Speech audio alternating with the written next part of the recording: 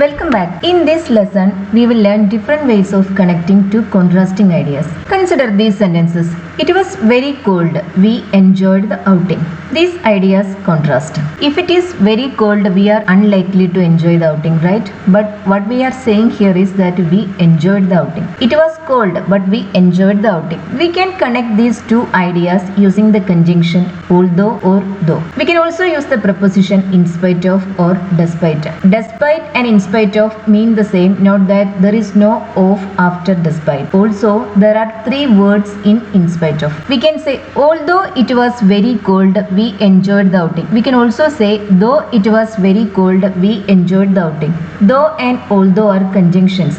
As conjunctions, they should be followed by clauses. That means they should be followed by a subject and a verb. We can also express the same idea using but. But is also a conjunction. The difference is that but is a coordinating conjunction. When we connect two clauses using a coordinating conjunction like but, we get a compound sentence. Although and though are subordinating conjunctions. When we connect two clauses using though or although, we get a complex sentence. More examples are given here. He eats a lot. He doesn't gain weight.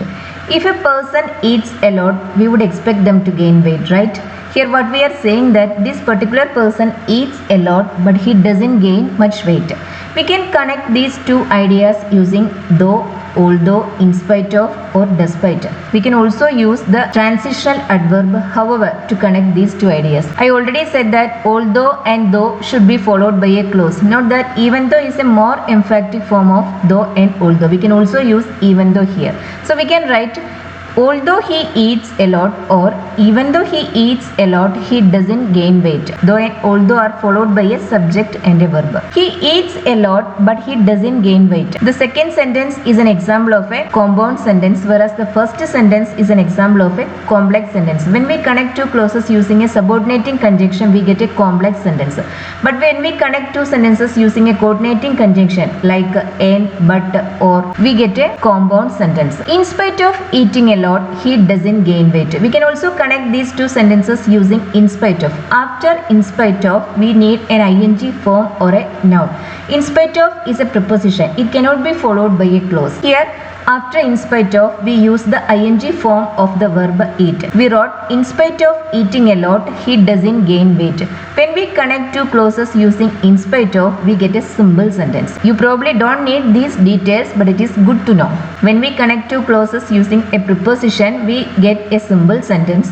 Whereas when we connect two clauses using a coordinating conjunction, we get a compound sentence. And when we connect two clauses using a subordinating conjunction or a relative pronoun, we get a complex sentence. Despite eating a lot, he doesn't gain weight. We can express the same idea using despite. So we write, despite eating a lot, he doesn't gain weight. We can express the same idea using however. We can say, he eats a lot, however, he doesn't gain weight. However doesn't connect the two clauses.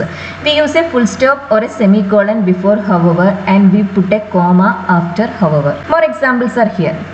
I had the qualifications. I didn't get the job. If I have the qualifications, I would expect to get the job, right? Here what I am saying is that I had the qualifications, I didn't get the job. These ideas contrast. So we can connect them using though, although, in spite of, despite, even though, but, or however. Although I had the qualifications, I didn't get the job. I can also say though I had the qualifications, I didn't get the job. I had the qualifications but I didn't get the job.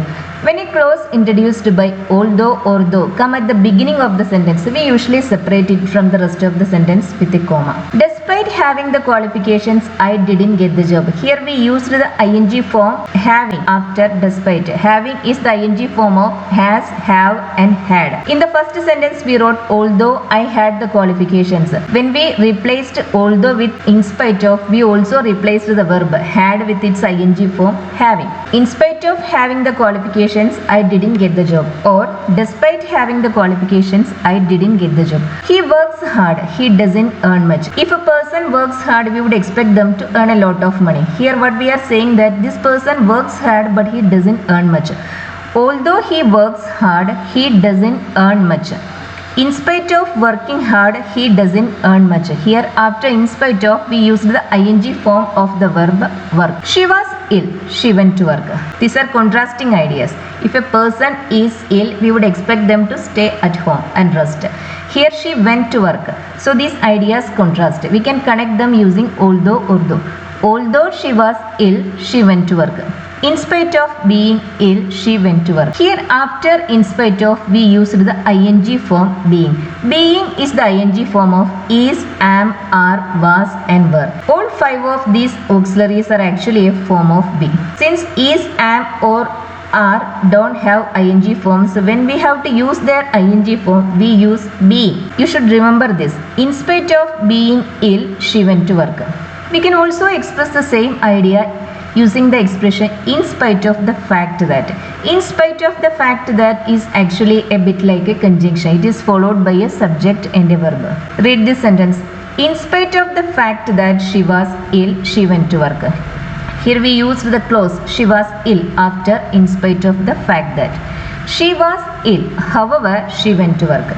Here we connected the ideas using however. We cannot actually connect two clauses using however because however is not a conjunction. It is a transitional adverb.